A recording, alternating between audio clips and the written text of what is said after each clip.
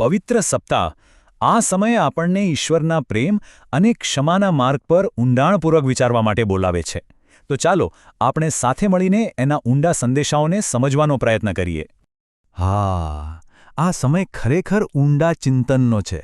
આ માત્ર કોઈ જૂની ઐતિહાસિક ઘટનાને યાદ કરવાની વાત નથી. ના, આ તો ઈસુ ખ્રિસ્તના એ અનંત પ્રેમને દિલથી અનુભવવાનો મોકો છે.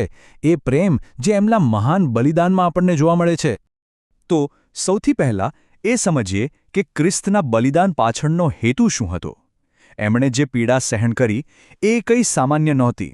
એની પાછળ એક ખૂબ જ ઊંડો અર્થ છુપાયેલો હતો. જરા વિચારો તો, એમણે આ બધું શા માટે સહન કર્યું હશે? અસહ્ય પીડા, દુઃખ, અપમાન આ બધું જ એમણે સ્વેચ્છાએ સ્વીકાર્યું. કેમ? માત્ર ને માત્ર એટલા માટે કે તેઓ આપણને આપણા પાપોમાંથી મુક્તિ અપાવી શકે. આનાથી મોટું પ્રેમનું સ્વરૂપ બીજું કયું હોઈ શકે? હવે ચાલો માનવ સ્વભાવના બે બિલકુલ અલગ છેડા જોઈએ. એક બાજુ છે નિસ્વાર્થ સેવાનો એકદમ ઉચ્ચ આદર્શ, અને બીજી બાજુ સ્વાર્થથી ભરેલા વિશ્વાસઘાતની કાળી અંધારી બાજુ.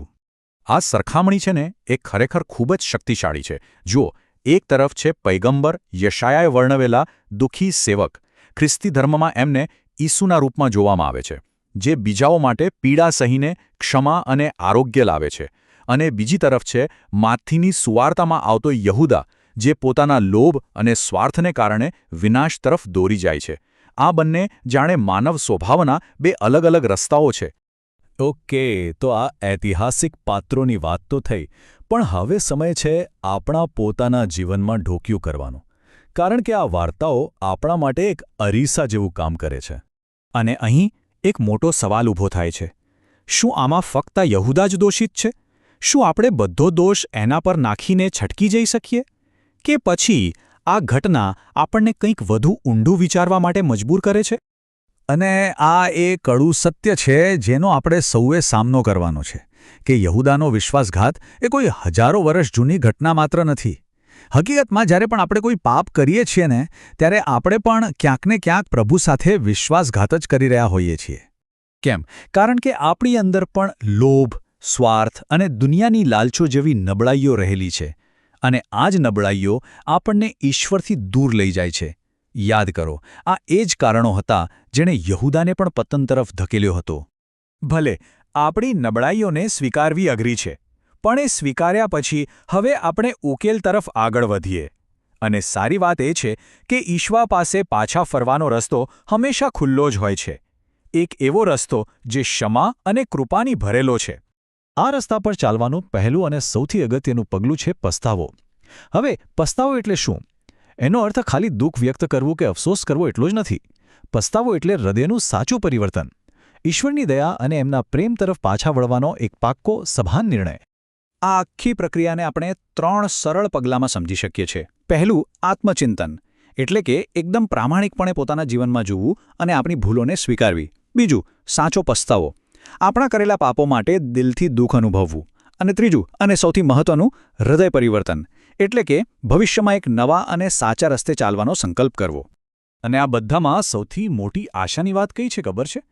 એ ખાતરી કે પરમેશ્વર હંમેશા દયાળુ છે.